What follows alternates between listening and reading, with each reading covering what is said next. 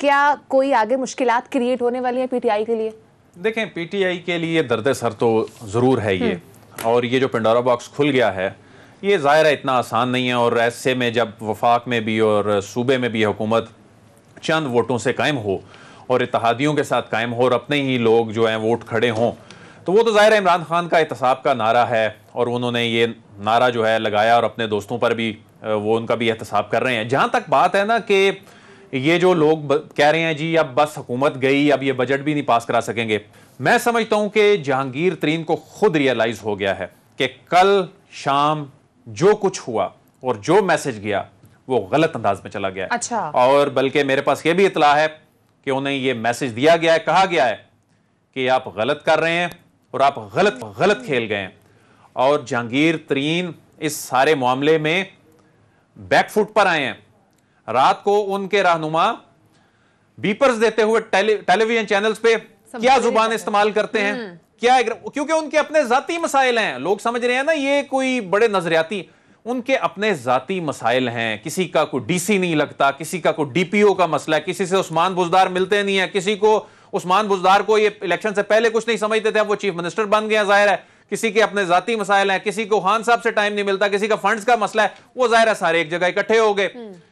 तो जहांगीर तरीन साहब ने जो फिर मीडिया टॉक की, अभी नवानी साहब से भी जो हमारी बात हुई, देखें ये कल के मौकफ से बिल्कुल मुख्तलिफ है और ये बात ये इस इंफॉर्मेशन को दुरुस्त साबित करता है कि वो गलत शॉट खेल गए हैं और इमरान खान इस उनके अमल से वाकई ना खुश भी हैं, गुस्से में भी हैं। यकीनन उसकी रीजन ये है कि ये बहुत सारे लोग उनके टिकट होल्डर्स हैं, कुछ आजाद भी लड़के आए लेकिन उन पर आइन के आर्टिकल 63A का इतलाक होता है।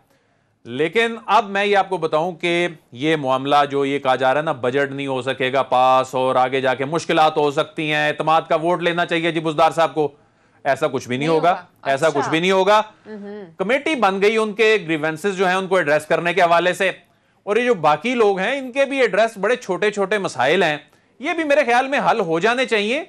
दूसरी बात यह है कि ये जो जहांगीर तरीन साहब का मैं समझता हूं कि इतने जीरक सियासतदान का एक ब्लंडर है, और ये जो कह रहे हैं ना राजा रियाज साहब को यहां पार्लिमानी लीडर वाला, मेरे पास इतला यह है कि वो शायद नहीं करेंगे यहां पर, वो जो पंजाब असेंबली की हद तक हो गया और वो भी शायद इतना ज्यादा इफेक्टिव ना रहे।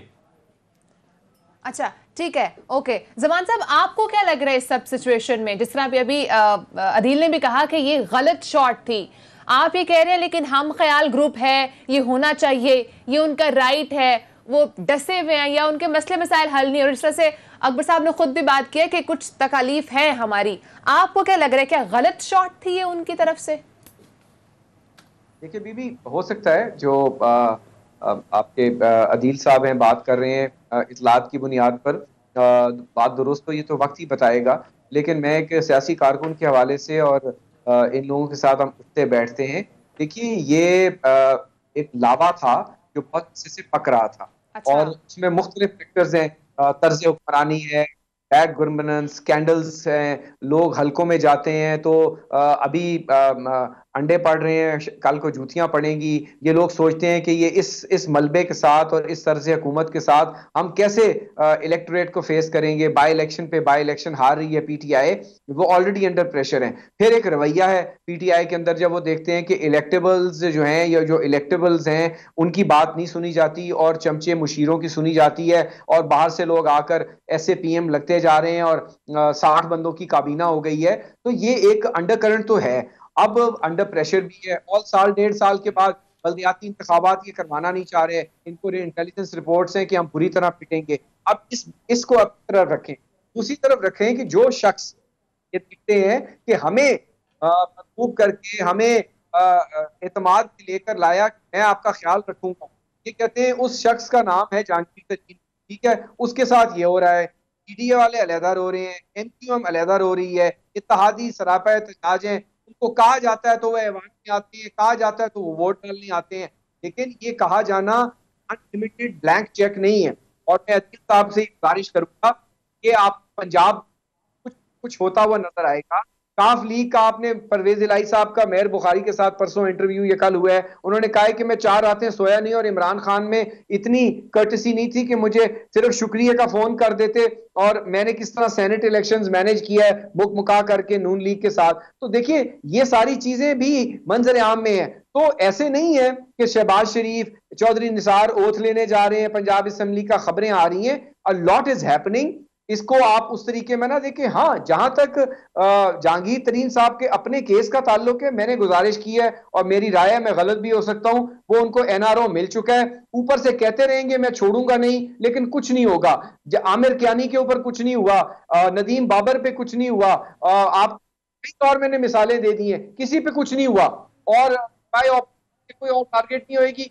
दिखाने के लिए कि मैं अपनों को रगड़ रहा हूं, कोई नैब की हवालात में नहीं किया, किसी के ऊपर केस कुछ नहीं हुआ, और जो गैप किया है उसको फौरन नैब ने क्लीन चिट देके जमान साहब एटलीस्ट तहकीकात तो हो रही हैं। अदील, आपको क्या लगता है, ठीक है मान लिया शॉट गलत थी, लेकिन कुछ तो पकड़ा होगा, कुछ तो था। जो जमान साहब ने बात किया, लावा था जो फट के सामने आया, कुछ तो हुआ होगा जो ये रिएक्शन सामने आया अचानक से। देखें, इसमें कोई शक नहीं है कि पाकिस्तान तहरीक इंसाफ के अपने लोगों में इस वक्त जो रिफ्ट मौजूद है और उसका इन्होंने नुकसान उठाया भी है। हाल ही में, ज्यादा दूर क्यों जाते हैं, सेनेट इलेक्शन में देख लेना, अब्दुल हफीज शेख साहब के साथ क्या होता है, और उसी कौमी असम्बली में, उसी इलेक्टोरल कॉलेज में उनकी दूसरी जो खातून नशिस्त पर उम्मीदवार हैं वो जीत जाती हैं। इसका मतलब है कि इससे पाकिस्तान तहरीक इंसाफ को सीखना भी होगा। ये नहीं है कि सिर्फ आप टीवी पे आकर बयानबाजी कर दें और बोलें जी हमने एहतसाब कर रहे हैं। आप अंदरूनी लड़ाइयां, इवन आगे हम जब रिंग रोड की बात करेंगे, वो भी अंदरूनी लड़ाई का मामला है। बिल्कुल।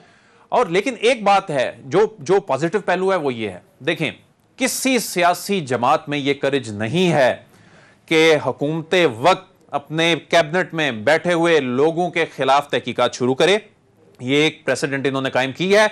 ये अलग बात है, जिस तरह हैदर जमान साहब फरमा रहे हैं, ये अलग बात है कि अभी तक ना चीनी वाले मामले पे कोई चीज सामने आ सकी है।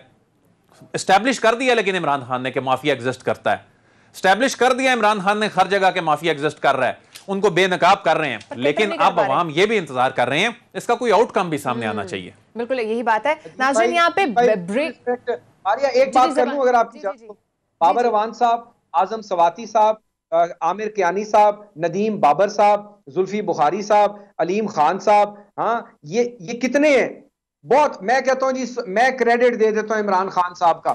What has happened, what is the end result? Clean chit, nothing.